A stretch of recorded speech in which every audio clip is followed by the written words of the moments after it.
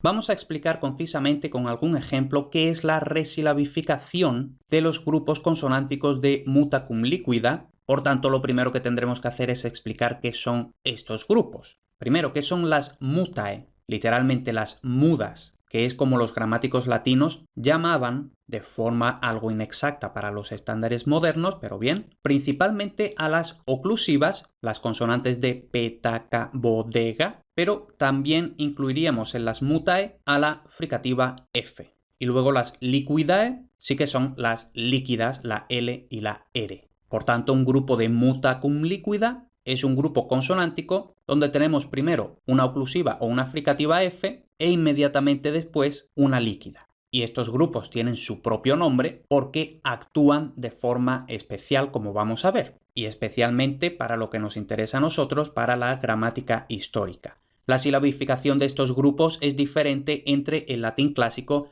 y el latín vulgar. En latín clásico, el grupo de muta cum liquida tiende a ser homosilábico, es decir, teóricamente es homosilábico, pero luego por necesidades métricas o por lo que sea, puede hacerse heterosilábico. Y por supuesto, homosilábico lo que significa es que el grupo está en la misma sílaba y por tanto el grupo es explosivo, es decir, está en el ataque de la sílaba, es decir, está antes de la vocal. Se ve muy claro con el ejemplo. Tenemos integru, entonces tenemos ahí un grupo de muta cum liquida. La G es una oclusiva y la R es una líquida. Entonces, grupo de muta cum liquida. Y estamos diciendo, en latín clásico, este grupo es homosilábico explosivo. Entonces, por eso vemos que la sílaba es gru. En cambio, en latín vulgar siempre es heterosilábico. Por tanto, tenemos, lo voy a exagerar para que se note, integru. Vemos que es heterosilábico, es decir, que la G es implosiva de la sílaba anterior y que la R es explosiva de la sílaba siguiente.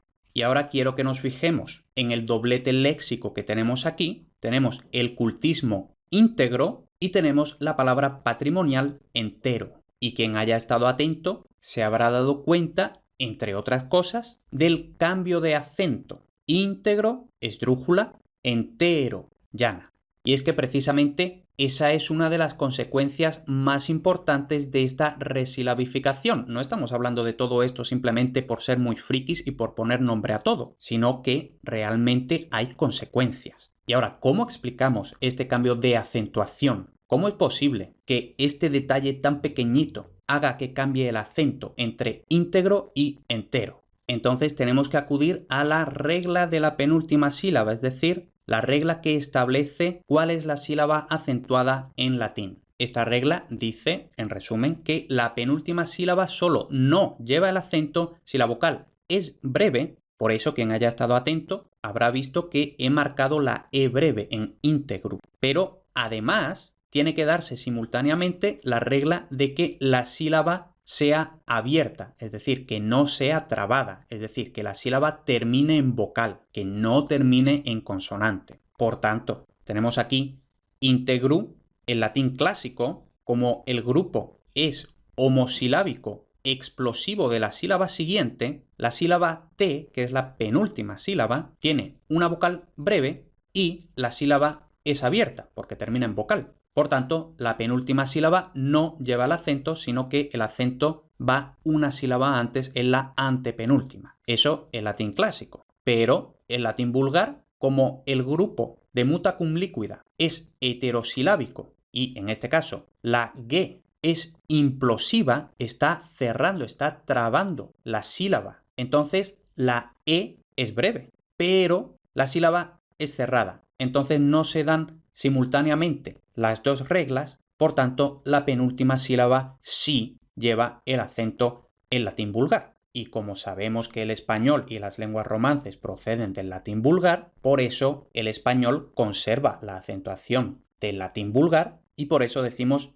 entero, no decimos entero. Y además de esta consecuencia, que es la más importante, también ocasionalmente en algunas palabras tenemos otra consecuencia, la desaparición de la muta. Siguiendo con el ejemplo que teníamos, vemos que en entero ha desaparecido la G, no decimos integro. Y otro ejemplo, por ponerlo, pigritia vemos que decimos pereza, no decimos pegreza. Y otro ejemplo en otras lenguas romances tenemos de nigru, italiano nero, francés noir. En cambio, en español, desde los primeros documentos, lo que aparece es negro conservando la G.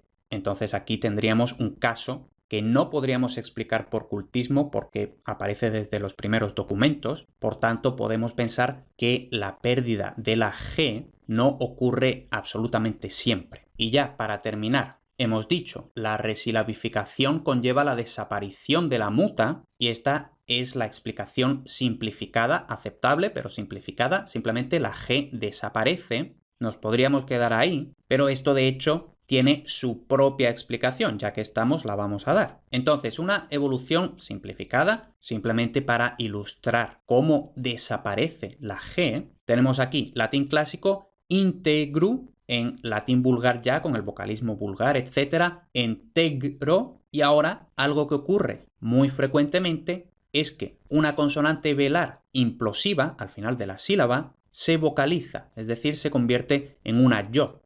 Por tanto, se forma un diptongo ei, enteiro. Y esto parece que suena a gallego o a portugués, porque efectivamente en gallego, en portugués, este diptongo se conserva tal cual, mientras que en castellano el diptongo ei, lo normal es que continúe evolucionando hasta monoptongar. La siguiente fase sería entero y por último entero.